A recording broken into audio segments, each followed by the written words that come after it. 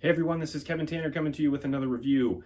Today we're going to be looking at the Micro Galaxy Squadron Evasive Action Battle Pack from Walmart CollectorCon. So before we get into this, if you could please like and subscribe to the page, that'd be great. Also in the description, I do have a link to the Micro Galaxy Collection Star Wars Action Fleet page that we have on Facebook. Myself and some friends from all over the world run it. We have tons of content on there from Micro Galaxy Squadron, Micro Collection, Micro Machines, and Action Fleet. Great community. Please feel free to come over and join us. So without further ado, let's go ahead and dive in and take a look at this battle pack. So here we have the Micro Galaxy Squadron Evasive Action Battle Pack. So we're going to go ahead and walk through the box, what all comes in it.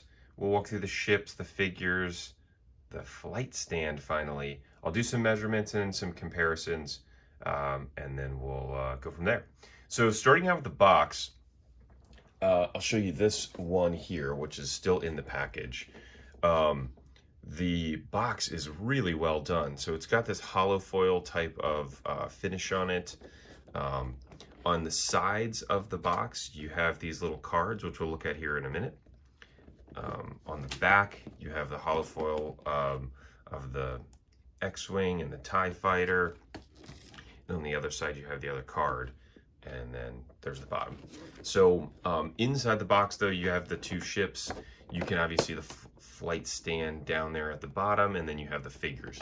Now, this is a repack of just the standard X-Wing, Luke Skywalker X-Wing, and the TIE Fighter, which we'll look at again here in a minute. But let's go ahead and open the box up so you can see what's on the inside. So I really like the way that they do the packaging with this giant blister pack. So here you can see on the bottom, that's where the stand was, underneath where the ships are. And then it's got the figure thing in there too. So then you have your typical display backing, which again is this hollow foil type. Fantastic scene, a great display. And then you've got the cards here. So to take these out, they are taped in, which is nice that you don't have to actually damage the backing to be able to take the card out. Well, there you go. You don't even have to do that. But here is what the card looks like. So, I mean, that thing is really sweet. So, pretty thick card. I mean, it's kind of like, like a trading card. But really like that one. So that's the TIE Fighter one. And then there's the X-Wing. Pretty cool feature to have that in the actual packaging. Those things look really, really nice. And then here is the cardboard backing. So from there, we'll look at the figures first. So here's the little figure pack. The figures are the exact same as they come in the standard versions. So we'll see the TIE Fighter pilot.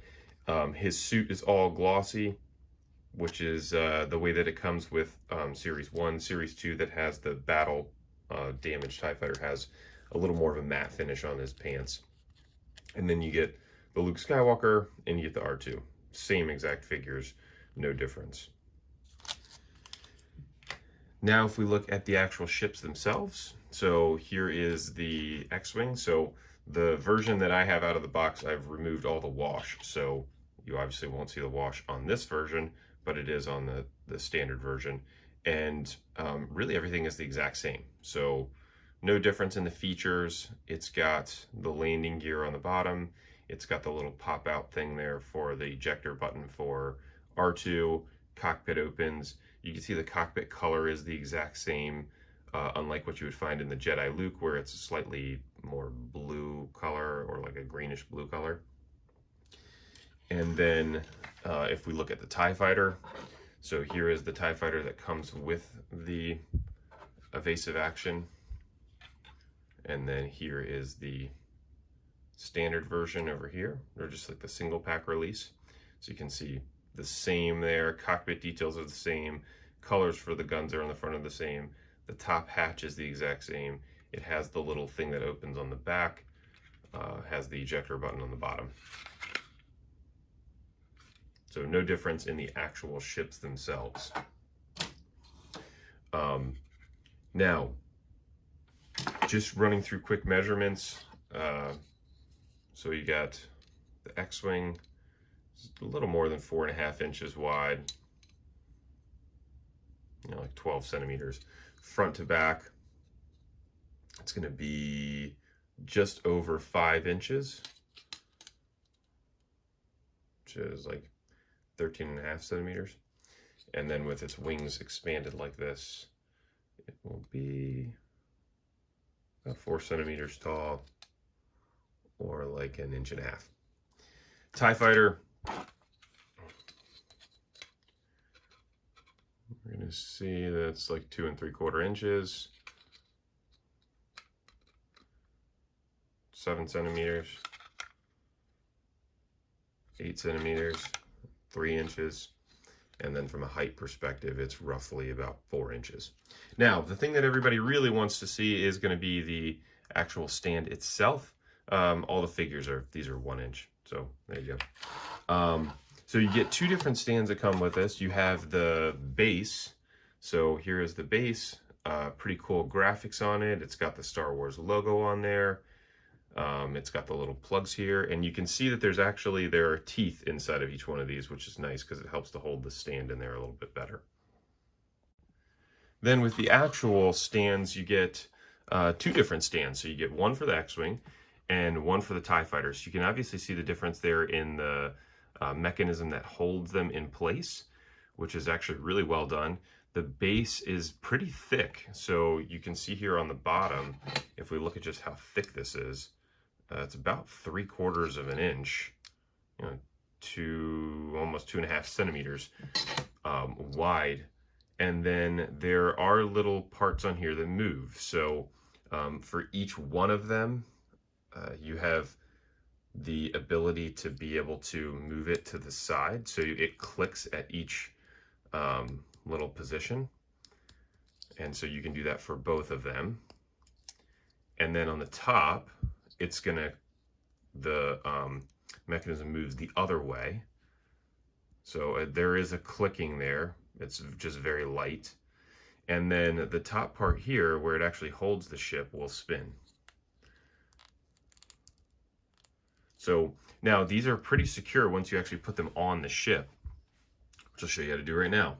So for the TIE Fighter, again, you can see that there are some little grooves in there to be able to hold on to the TIE Fighter. So when you put this on here, you actually probably want to put it in like this and then twist it in order for it to click in place. So now I have the TIE Fighter on the actual stand, so I could spin it around like this. And when it's in this flight position like that, it is nice because you can see it obviously on the wings, but it's not terrible, and moves around really nicely. Now with the X-Wing, when you go through to do that, the X-Wing is a little bit harder to get in. It's just a tighter fit, but you can see these 2 teeth here are going to go inside of the little gap there on the bottom. So as I go to push this on, you'll see how this works. So you do need to push it on with some force. Just make sure that as you're plugging it in there, that it goes in the actual groove. And then, boom, it's in. So, and then again, now I can twist it like this, and I can move it down like that. So now to put this thing on the actual stand. So we can put the X-Wing here, and again, it is grooved for you to be able to put the ship on the actual stand. Now you can see if I let go right now, this thing is definitely going to fall over. So it does get relatively heavy depending on how you have this thing positioned. I could always turn this around and put it this way, and it's still going to fall over. Once I put the TIE Fighter on there, have a little more weight, it's going to be better, significantly more stable. Now I can let go of it and not have to worry about it. And again, I can start to move this around. I can move it up and down, and then I can twist it. Now, in this specific position right here, you have 3 different ports that you can put the stand in. So we could move these around if we wanted. So if I tilt this guy to the side, I can move the TIE Fighter over and put it right in the middle. But it's going to fall over. Or what you could do is you can also turn it sideways like this, which is likely the way I'll actually display it, because when it's sideways, you can actually get them turned kind of like that. So it's kind of like they're chasing after one another. So overall, I like the stand quite a bit. It's extremely sturdy. I'm impressed with how sturdy the actual arms are that it's on. I like how it connects to the body of the ship because it helps to make it stay on there pretty stable. I don't have to worry about these falling off the stand, which is really nice. And I really like the base as well. So now to do some quick measurements here, once you get this thing in its flight position. So if they're sitting like this, we'll see that this is actually about 8 inches tall. And then front to back, this is going to have to be a guess, sort of like 8, maybe almost a foot from front to back. And then if you move this all the way up into the full upright position,